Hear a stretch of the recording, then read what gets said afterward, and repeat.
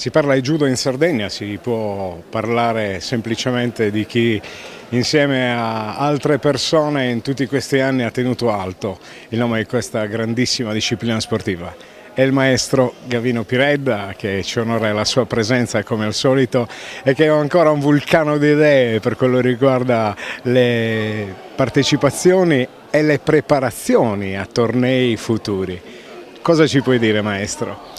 Ma posso dire che questa scia così positiva di grande entusiasmo è molto importante, continuerà fino a quando ci sono ragazzi come Stefano Geghe, come altri che collaborano con lui, che con sacrifici e con dedizione fanno queste grandissime cose, tenendo anche la memoria alta, perché Trofeo Sieni è un nome che conta e per anni ha tenuto alto il nome della Sardegna organizzando gare ad altissimo livello. Siamo conosciuti in tutto il mondo per l'organizzazione di queste gare. Stefano sta continuando, sta riprendendo dall'inizio, cioè dal basso, cioè dai giovanissimi, per poi proseguire su un certo livello che ci porterà lontano. Io ringrazio appunto Stefano e tutti coloro che si tengono disponibili all'organizzazione di queste manifestazioni, che sono utili per il movimento sardo judoistico. Maestro, i cadetti stasera, domani quella grande kermesse che riguarda un trofeo Italia, è importantissimo, è un qualcosa che alla fine presenterà e continuerà a dare il là alla crescita di questi giovani atleti.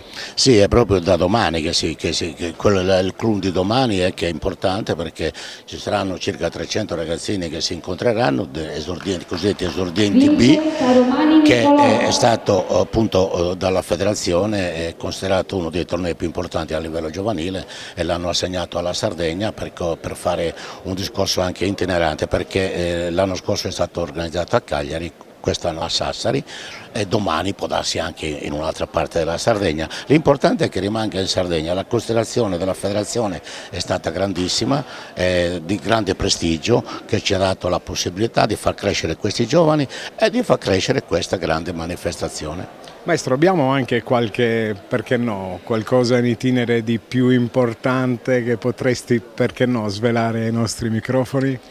Abbiamo, come si dice in gergo, tanta carne al fuoco, però in questo momento non posso anticipare di concreto, perché c'è l'ufficialità prima di avere le carte in regola, però vi assicuro che tra il prossimo anno e il 2021, perché nel 2020 ci sono le Olimpiadi, ci saranno delle sorprese ad altissimo livello e che portano lontano attraverso anche queste manifestazioni, perché abbiamo già organizzato delle grandi cose a Olbia.